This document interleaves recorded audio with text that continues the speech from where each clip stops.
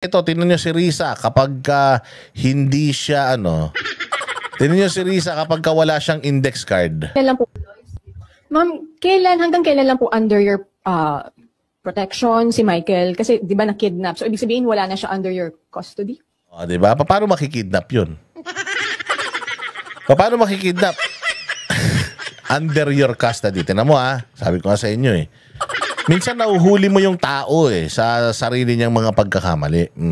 Tinanong siya, kailan po ba nasa huling pangangalaga nyo si Michael Maurilio? Papaano po siya makikidnap ng KOJC? Okay, ang sabi ni Maurilio, nandoon siya sa kondo mo nakatira. Tapos, after how many years? 2 years, buong 2024, 2025, nilipat siya sa isang safe house. So yung safe house na yun, kayo lang nakakaalam. Papaanong na-trace siya ng KOJC doon at nakidnap siya from Witness Protection Program. O kung halimbawa man, let's say for example, yung Witness Protection Program or safe house, netong mga assets nyo na ito o itong mga testigo nyo na to ay within the premises of the Senate, papaano siya nakidnap lalo ng Kingdom of Jesus Christ kung nandiyan siya sa loob ng Senado? The question lang kasi sabi mo kinidnap di ba? Sabi mo kinidnap so saan siya nanggaling? Nasaan ba siya nakatira? Paano siyang makikidnap, di ba? So yun ang tanong sa kanya, ma'am, kailan ba siya huling nasa pangangalaga nyo? Oo, para makidnap siya. Tanong mo, nataranta to. Hanggang kailan lang po under your protection si Michael? Kasi di ba na-kidnap? So ibig sabihin wala na siya under your custody? Patay. Hanggang kailan ba? Wala na. Pucha, wala na. Wala na. Di ba, Oo, di ba, nakita mo. Wala na, hindi nyo na masagot. Pumikit na. Putang na yung index card. Ibigay nyo na yung index card. Walang index card. Walang message sa cellphone. Patay. So hanggang kailan? Tinan nyo yung style. Tinan nyo yung style.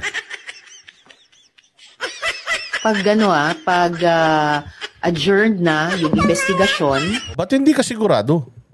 Kanina, sigurado ka. Nag-message sa'yo, nag-email sa'yo, humihingi ng pangbiling laptop, nag-message ng help. Sigurado ka dun Pero dito sa tanong, which is very legitimate and good question. Ma'am, kailan mo siya huling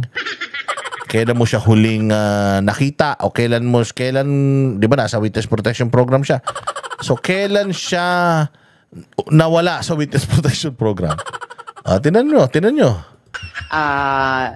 Natatapos na rin yung importanteng trabaho ng Senate OSAA na sinesecure sila dito sa premises ng Senate. Sinesecure sila sa premises ng Senate. Paano siya makikidnap? Nandyan siya sa premises ng Senate. Paano yun? Paano nangyari yung magic? Galing sa langit, bumaba yung mga taga-KOJC, dinampot siya, linilipad siya. Anak ng tinapay naman. Hindi ba mga nakakapasok dyan sa Senado, yung mga yung mga importante, may mga ID lang.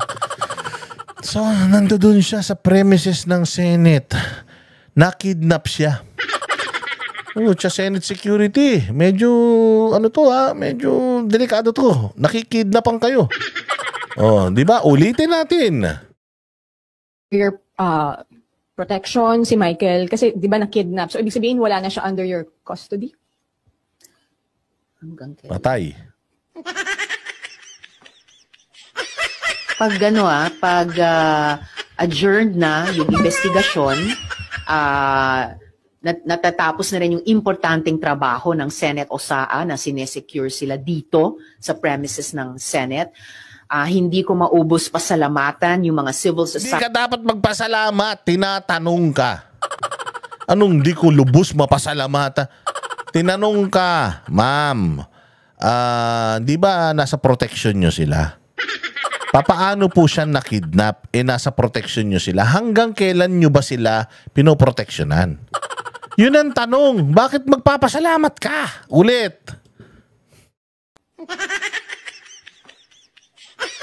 Pag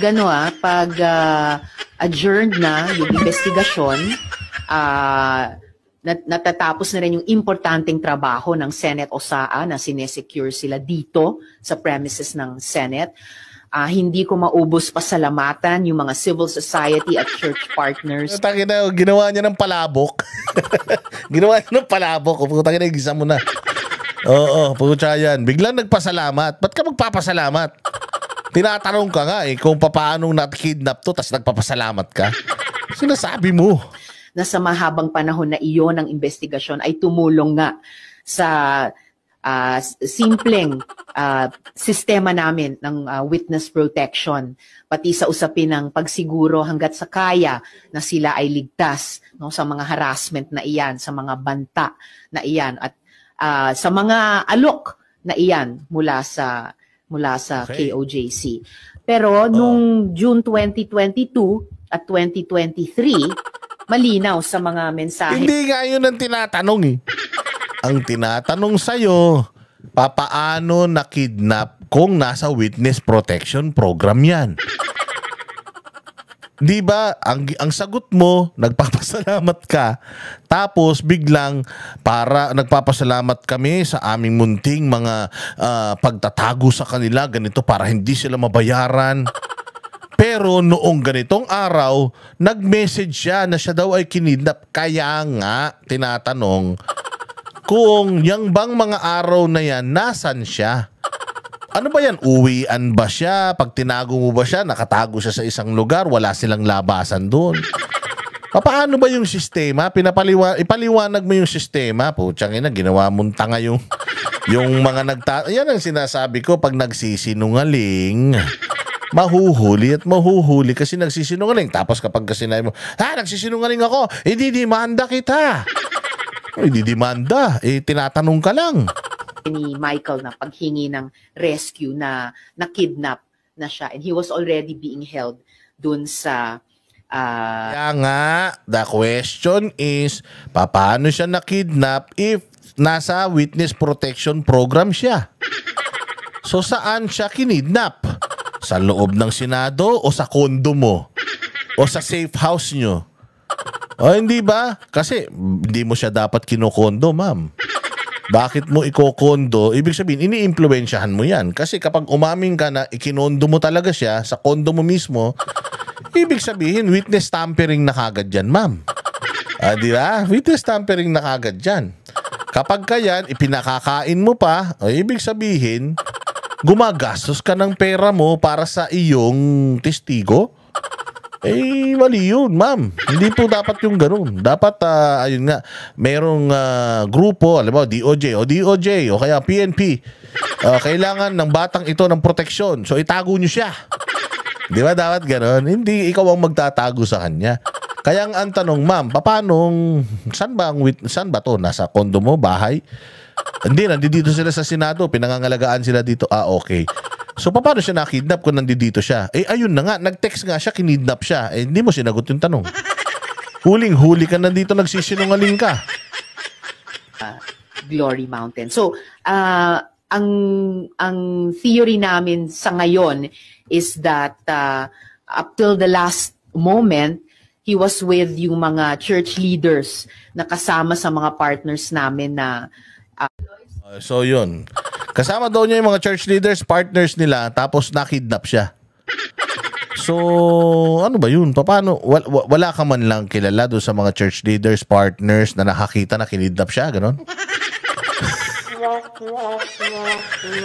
Ay, nako, Risa. Sana makalusot ka dito sa dilubyong kinaharap mo. Sabi ko nga sa iyo, sometimes ang multo natin ay minsan yung mga multong ginagawa natin, yan yung mga bumabalik para i-hunt tayo.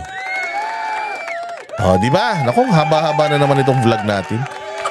Ang dal-dal mo talaga, Boss Dada. Pero sana nagustuhan nyo yung ating presentasyon ngayon. Again, huwag kayong maniniwala sa akin. Huwag nyo akong i-quote. Huwag kayong nagpapaniwala sa mga pinagsasabi ko dahil lahat ng mga sinasabi ko ay kabalbalan lamang. Walang katotohanan. Lahat ng ito ay for entertainment purposes only. So, di bali nang idemanda nyo na si Banat Bay, wag lang ako.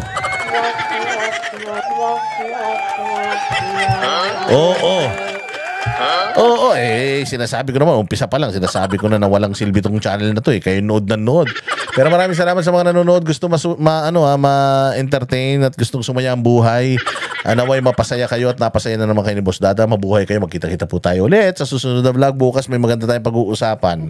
Masyado na mahaba to. Baka abutin tayo ng 3 araw sa sobrang daldal natin. Mabuhay kayo at sana ay maging masaya kayo sa araw-araw. Good night, good day, good afternoon. Ang boses ng masa hindi natatakot. Katotohanan lang, di kami nalulunod. Walang bahid ng sismis, lahat ay totoo.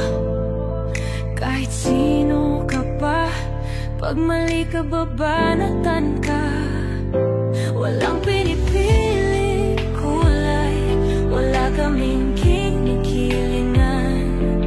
Basta para sa bayan, kami lalaban. Pagtama palakpakan, pag mali banatan. Di matitinag, di matatakot, para sa bayan tuloy ang sigaw. Sa harap ng kamera, walang halong takot. Mga baluktot, lahat kayo'y tutumba. Ang hustisya at totoo, yun lang ang mahalaga. Kahit sinong harang, di kami matitinag. Walang pinipiling kulay, wala kaming kinikilingan. Basta para sa bayan, kami lalaban. Pagtama palakpakan, pag mali banatan. Di matitinag, di matatakot, para sa bayan tuloy ang sigaw. Kung nasa tama ka, ikaw ay aming kasama. Pero pag mali ka, handa ka na bang mabasag? Banateros kami, walang inuunan. Dahil bayan muna, bago ang sarili.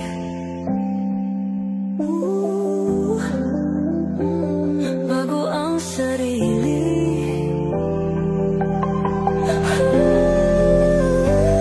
Pagtama palakpakan, pag mali banatan.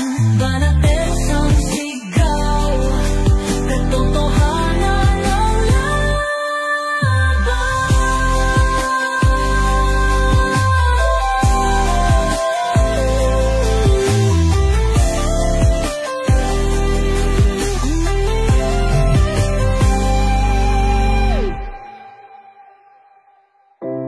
sa harap ng kamera, walang